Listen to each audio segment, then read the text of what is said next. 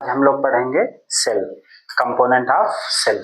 Cell यानी कोशिका, component of cell, cell के जो पार्ट हैं वो हम लोग पढ़ेंगे आज। The power house of energy in the cell. Cell में एनर्जी का पावर हाउस माइटोकॉन्ड्रिया को कहते हैं। सेल में एनर्जी का पावर हाउस माइटोकॉन्ड्रिया को कहते हैं। माइटोकॉन्ड्रिया की इनर लेयर यानी माइटोकॉन्ड्रिया की भीतरी परत को क्रिस्टी कहते हैं।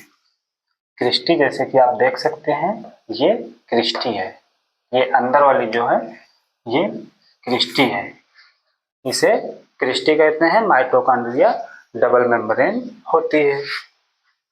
गोल्जी बॉडी, गोल्जी बॉडी जो है वो post office of the cell, हमारे सेल का पोस्ट ऑफिस गोल्जी बॉडी होता है, जो प्रोटीन और एनर्जी अन्य कोशिकाओं तक पहुंचाने का कार्य करती है।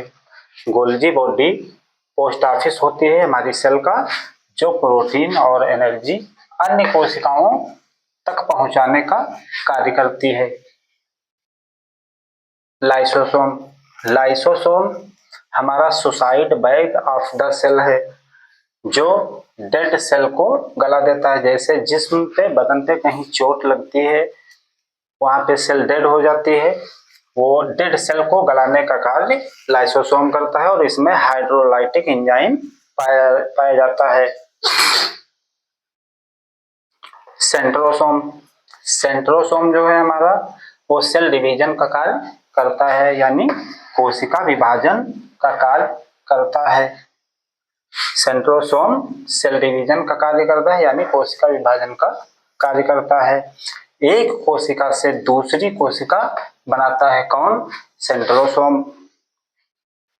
सबसे ज्यादा कोशिका विभाजन यानी सेल डिवीजन कहाँ पे होता है? लीवर में। सबसे ज्यादा सेल डिवीजन यानी कोशिका विभाजन कहाँ पे होता है? लीवर में। और सबसे कम कोशिका विभाजन यानी सेल डिवीजन कहाँ पे होता है? ब्रेन में या मस्तिष्क। ब्रेन में जब कहीं चोट लग जाती है, गहरी चोट लगती है, तो रिकवर होने के चांस कम रहते हैं, क्योंकि यहाँ पे सेल डिवीजन कम है। Endoplasmic reticulum,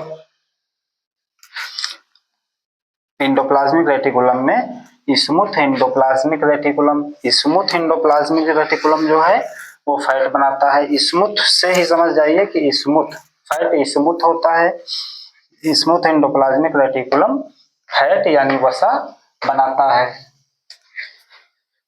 rough endoplasmic reticulum यानी राइबोसोम प्रोटीन फैक्ट्री होता है। ये प्रोटीन फैक्ट्री भी होता है, प्रोटीन बनाता भी है। Rough endoplasmic reticulum protein factory भी है और प्रोटीन बनाता भी है।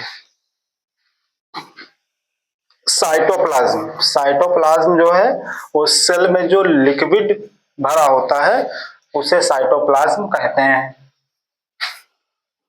सेल में जो लिक्विड होता है, सेल के पार्ट को शेप साइज में ठीक रखने के लिए उसे साइटोप्लाज्म कहते हैं। न्यूक्लियस, न्यूक्लियस जो है, न्यूक्लियस हमारा केंद्र यानी ब्रेन ऑफ द सेल है। न्यूक्लियस हमारा ब्रेन ऑफ द सेल है। ब्रेन का, सेल का ब्रेन न्यूक्लियस को कहते हैं। सेल के सभी पार्ट को कंट्रोल भी करता है न्यूक्लियस यानी केंद्र। सभी पार्ट को सेल के कंट्रोल करता है कौन? न्यूक्लियस। और न्यूक्लियस में क्रोमोसोम, डीएनए, आरएनए पाए जाते हैं। एक बार फिर से देख लेते हैं। The power house of energy in the cell. Cell में एनर्जी का पावर हाउस माइटोकॉन्ड्रिया को कहते हैं। माइटोकॉन्ड्रिया की इनर लेयर यानी भीतरी परत को क्रिस्टी कहते हैं। क्रिस्टी ये देख सकते हैं।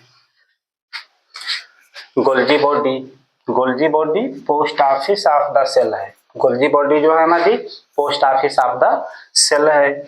ये प्रोटीन और एनर्जी अन्य कोशिकाओं तक पहुंचाने का कार्य करती है। जिन कोशिकाओं को प्रोटीन एनर्जी की जरूरत होती है उन कोशिकाओं तक पहुंचाने का कार्य गोल्गी बॉडी करती है।